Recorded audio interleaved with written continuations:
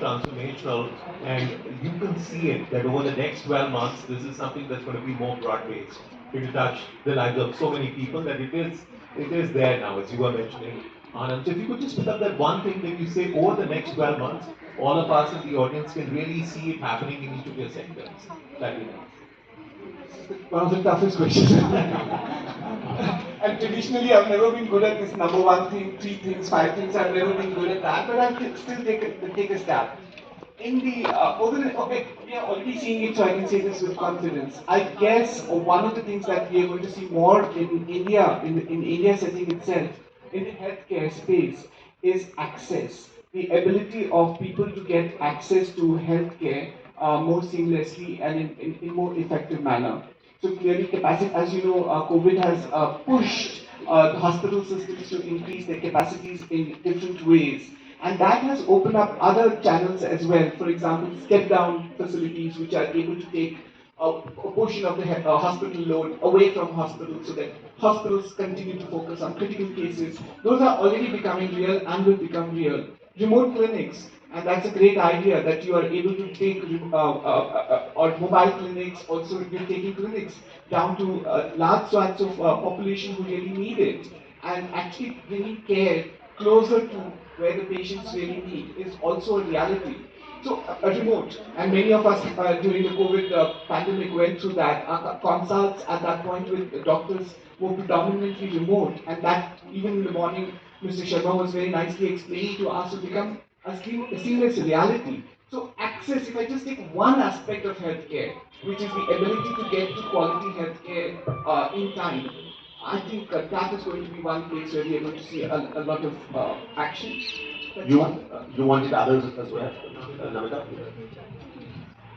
So you did great by being the first one. Okay.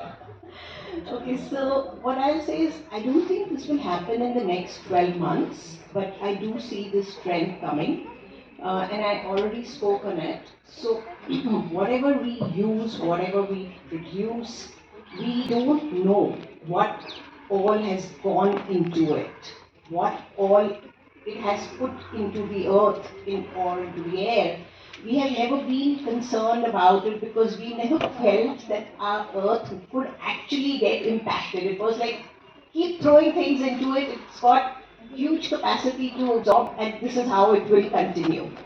So now there is a demand for transparency, and this comes from, if you talk at a very elite level, from the investors, because they think of it as a risk because people are going to come to know about it, so they want to invest in companies which have the least impacts. But it also comes from all of us, because we are so concerned about this now that when we have a choice to make, yes, we may not pay too much more for something that creates less of an impact, but we may pay a little more, or we want to have that choice. So more and more organizations or whoever is producing things is expected to be transparent on everything that's gone behind this. And there are regulations coming, there are scientific methodologies being developed for it. It was not a focus area first, it's a focus area now. And when that transparency is there, when the truth comes out, then society by itself will, move in a direction that is good for the planet, that's good for the people. I mean, inherently we want to do well. So this is what I see coming in the future.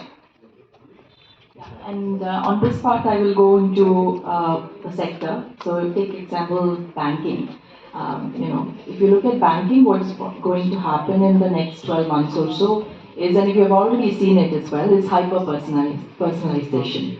So, you open your bank app and you will see a chatbot that is going to guide you, and more you go into it over the next, and especially the younger generation, right? We have essentially grown up with it, with mobile apps, and so it's not just the startups and the neobanks and the fintechs that are doing it. The big banks are also taking notice. So what is going to happen is the big banks have started to collaborate with the fintechs and neobanks to make this hyper personalization possible.